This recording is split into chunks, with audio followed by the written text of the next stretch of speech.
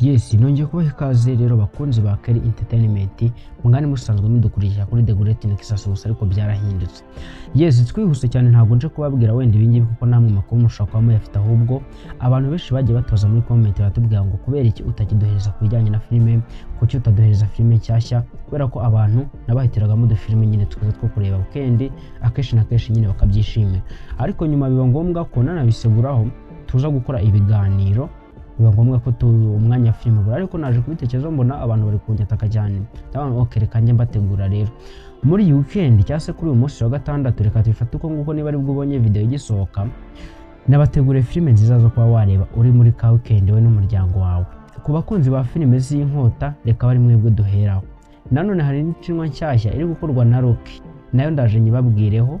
Hari indi filime nanone iri gukorwa na Gaheza, indi seri igeze kuri episode ya 98, nayo ndaje nyibabwireho.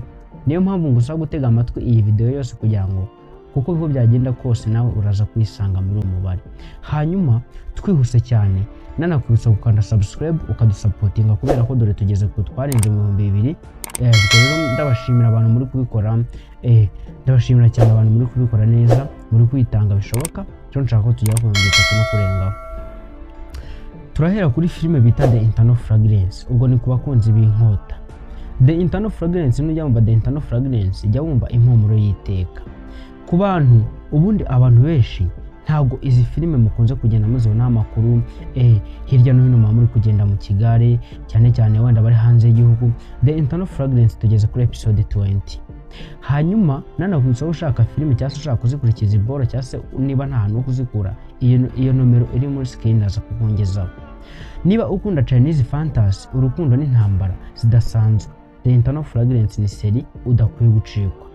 Ifite amashusho meza cyane, inkuru yuje amarangamutima n'abakinnyi bafite ubuhanga.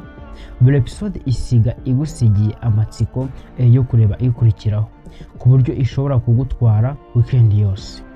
Filime ya kabiri tuza kureba ni filime bita Agent Kim Reactivated. Nujya wumva Agent Kim jya wumva umukozi w'ibanga. Iyi filime iri gusobanurwa n'umusobanuzi bita Rocky. Niba ukunda action, ubutasi n'imirwano ikaze, iyi seri ni yawe. Irimo mission ziteye ubwoba, amayeri menshi n'ibanga rituma uhora ushaka kumenya ikigiye gukurikiraho. Ni imwe muri seri zishobora kugusiga ku ntebe kuva itangiye kugeza irangiye mu gihe zaba zihari. Twihuse cyane mpitangera ahantu noneho ruzingiye ku bagore cyase abakobwa, abana. Ku mwanya wa kabiri turasanga filime bita Wild Heart. Nituvuga ubundi Wild Heart igisobanuro cyayo ni umutima utagira uwo utinya cyangwa se umutima w'ishyamba. Iyi ni drama ivuga ku rukundo, ubuzima n'ibigeragezo abantu banyuramo. Ifite inkuru ikora ku mutima, ikakwereka uko ibyemezo umuntu afata bishobora guhindura ubuzima bwe. Niba ukunda drama zifite amarangamutima menshi, iyi ni amahitamo meza wareba. Yes, twihuta cyane rero guys, no kuvuga ngo ndasoje ntago nge ntinda mu biganiro umuryango abeshi murabizi sinya nkunda gutinda mu biganiro.